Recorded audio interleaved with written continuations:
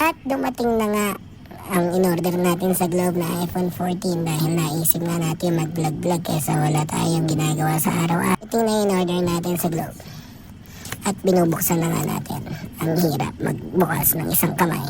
Ginilid na natin yung SIM card dahil hindi naman natin yan gagamitin dahil meron na tayong ginagamit na SIM card. Habang binubuksan natin, nakita nga natin yung tape. Dalisin natin yung magkabila at bubuksan natin dahan-dahan. Pero inalog ko ng inalog, hindi pala dahan-dahan yun. Ayaw bumukas. Ayaw pa din. At nakita ko nga may tape palang nakagilid. Pasensya na po. Ayan, binuksan na nga natin dahil isang kamay lang ang gamit natin dahil ginagamit natin pang video isang kamay. Kung may 3 kamay, mas okay sana, Dadahan-dahan din natin, pero binaliktad natin agad-agad. Bubuksan natin yan, pero dahan-dahan lang kasi wala pa tayong screen protector at saka case. Ooh, smooth. At dahil natanggal na nga natin yung nakaharang, bubuksan na natin yan, pero dahan-dahan pa din. Slow mo yata. Ba't nagkaganon ang kamay natin? Inikot-ikot ng inikot-ikot, tinitignan natin kung may gas-gas. Siyempre wala kasi nakasealed pa. Pipindutin na natin ang on button niya nasa gilid. Siyempre hintayin natin kung ano ang lalabas pagbukas natin. Ang tagal niya. At ayun nga, may lumabas na apple kasi pag banana ang lumabas dyan, fake yan. At lalo kung buo yung apple, malamang di nakagatan. Pasensya na. Ang tagal nga niya bumukas. Bakit ganoon? Habang iniintay nga natin yung katagalan na pagbukas nito, ay iniisip natin kung saan tayo kukuha ng pambayad. Ganyan tayong mga Pinoy, magagaling lang sa una, magagaling lang umorder, pero pagdating, wala na tayong maibigay. At bumukas na nga, babasahin natin ang lahat ng nakasulat. Siyempre, hello ang una, kayang-kaya natin yan. Eto kayang susunod, bakit ang tagal? Ano yan?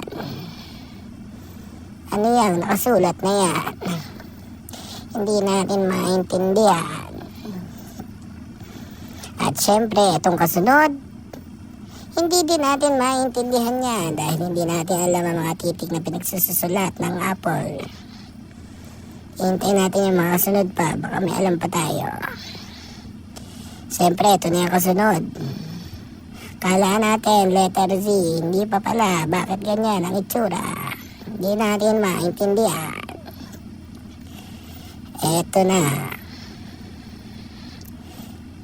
Yan, alam na natin basahin yan. Hola! Ito ay gamit nila Dora. Diba? Bonjour! Ito nga, siyempre hanapin natin kung saan tayong bansa galing. Sa mga ba tayo galing?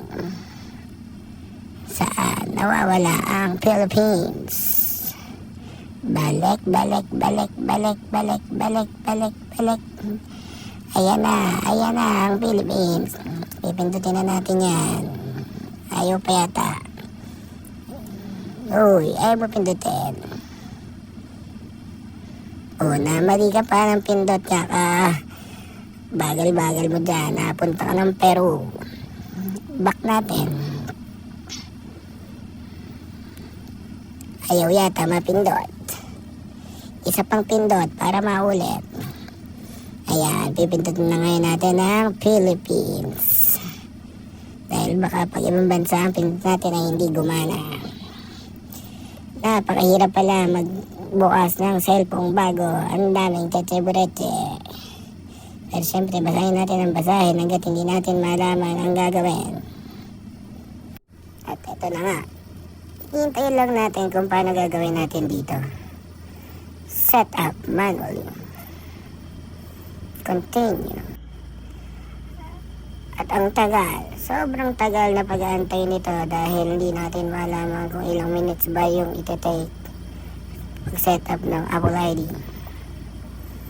Hanggang dito, waiting pa din tayo. Nakita nyo yung bilog? Ayan, kanina pa yun umiikot. Napakatagal. At syempre, hinihintay natin yung case at protector para magamit natin. Kasi mahirap na, mabagsak, medyo may pagkaburara.